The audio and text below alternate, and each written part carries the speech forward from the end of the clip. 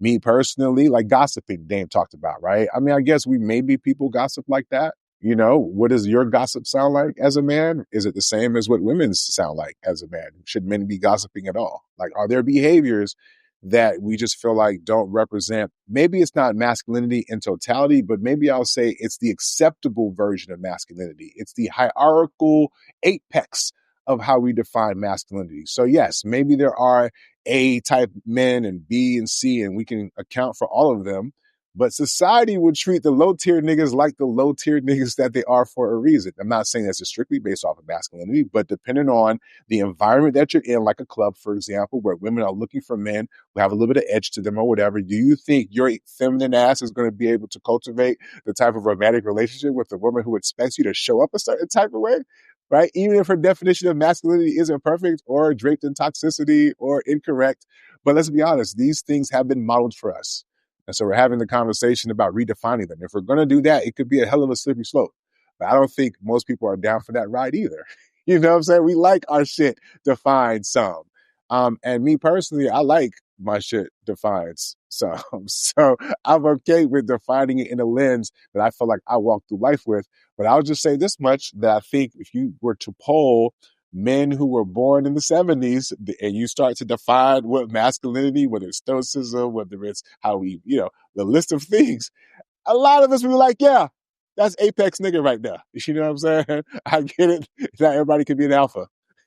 I feel sorry for the rest of y'all if y'all can't be comfortable being whatever y'all are. You know what I'm saying? It doesn't mean that you're masculine, though, or at least not the version that we're willing to accept. And that's something that you got to accept if you just fall into those categories. See, that's crazy because I wonder, why do men feel the need to police masculinity so heavily against other men? It's always been a question. Yes. So there's some men who believe that society functions a certain type of way, that men are built and have responsibility to do certain things. As much as we complain about leadership and all this other shit, the truth is most of us are still Neanderthals in terms of our expectation for how the society thing works, right? So yes, I get it. A free for everybody, right? If that's the case, then many of us who might be liberal may not want our kids to learn certain things, right? Because if it's free for all, everybody should be able to, no. There are certain parts of society that we deem, worth at least speaking on, trying to control, keep on, with good measure, right? The same way we talk about whether we should bring shame back.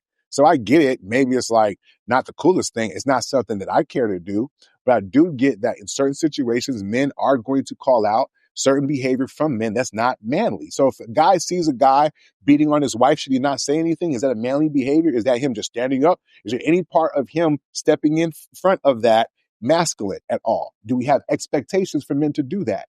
Right? So yeah, sorry. You know what I'm saying? As much as we want to pretend like it's a free for all, you need people, whether we agree with them or not, that speak to keeping the shit on the rails. You know what I'm saying? Whether it's like by societal pushes or whatever. Hopefully that answers your question. You're welcome. It does answer my question, unless anybody else want to weigh in on that particular question. But I think you did it pretty succinct there. So I'm going to go ahead and roll with this. I think that technically, since as you can see, I'm not a man, so I'm not going to belabor this point too much. So I just think that for us, masculinity is consistency, accountability, and basically how men treat each other and treat women in particular, and how that shows up in our particular community, right?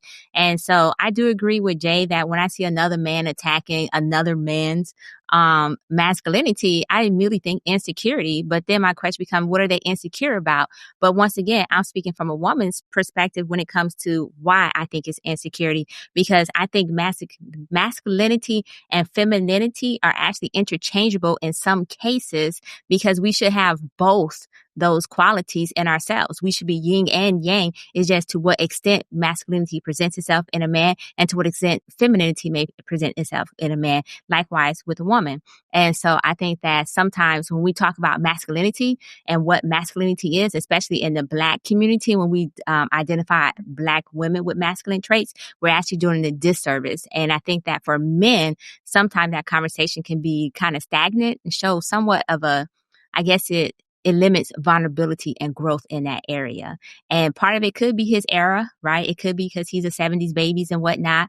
And that's what there's traditional, like men are stoic, men are this and men are that. So I like the fact that you guys clarified that is more about how you move as a man, how you take care of your responsibilities as a man and that type of stuff. So I do like that, the clarification of that. I think ultimately, like, strength without accountability just equals chaos. So we have these apex predators that say they're all male, alpha males and so forth. And in reality, all they're doing is creating more chaos in some cases because they're not being held accountable to their actions, right? Some people say because Nick Cannon can procreate and drop seed like Johnny Appleseed, that he's an apex predator male. And was like, no, he created chaos and he left chaos in his wake. Now he can control that chaos, right? Because he can put financial literacy type or financial institutions in place and so forth. He can get healing and all that good stuff. At the end of the day, I'm just going to say that I think silence and ego and sometimes violence, because some reason some people equate masculinity with violence, actually have consequences for everybody, not just men, but also for women. I'll be somewhat responsible and say that, yes, there is a problem with hypermasculinity. I think there has been a turn since the 90s where people are more open. So maybe Charlamagne represents slightly more evolved version of men, right? Being open to mental health and their emotional sides and therapy and stuff like that.